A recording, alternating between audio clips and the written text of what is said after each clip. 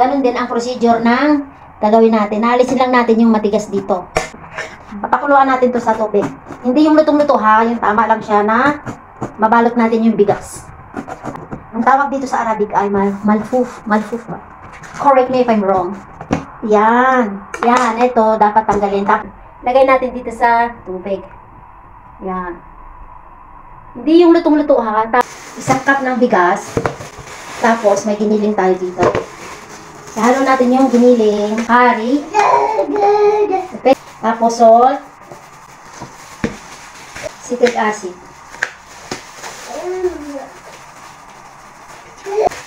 Nor cubes. Ay, hindi na siya cubes, powder siya. Olive oil. Depende sa dami ng gusto ng amo mo kung marami ang olive oil. Pero, tapos, imekos-mekos mo lang siya. Ganyan siya. Ganyan. Tapos, halu-haluin mo lang siya. Halu-haluin mo lang siya.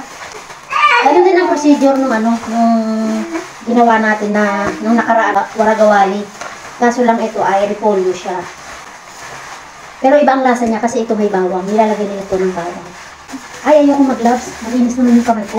Nahihirapan ako mag-gloves kasi hindi sukat sa akin yung gloves. Nahihirapan ako maghalo. Diba? Kaya mahal ako ng amo ko kasi kinakamay ko sila. Darang, ingay mo.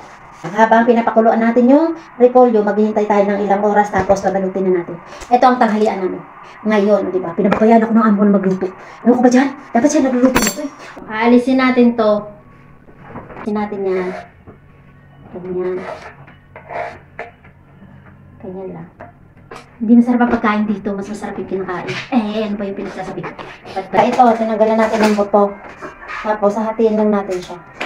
Tapos, ganyan lang siya. Nahirapan ako dito kasi iaayon mo siya kung ano ng dahon. Ganyan lang. Yan. Ganyan lang. Diba? Yan. Para siyang alam yung alupit. Ano ba sa Tagalog yung alupit? Suman. Para siyang suman. Lagyan natin siya ng bawang dito sa bawang pinagbalit ko. Lalagay lang natin doon. Doon. Para siyang para lang din siyang suman. Diba? Iba ang lasa nito doon sa ginawa natin kasi nga may bawang. Siguro nagkaibang lasa ka basta ibang lasa. Gusto to dati ng alaga kong namatay. Lagi niya to pinapagawa sa akin.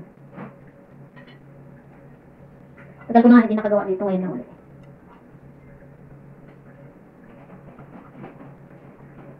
Yan, ganyan lang siya. Ganyan lang siya tapos lalagyan.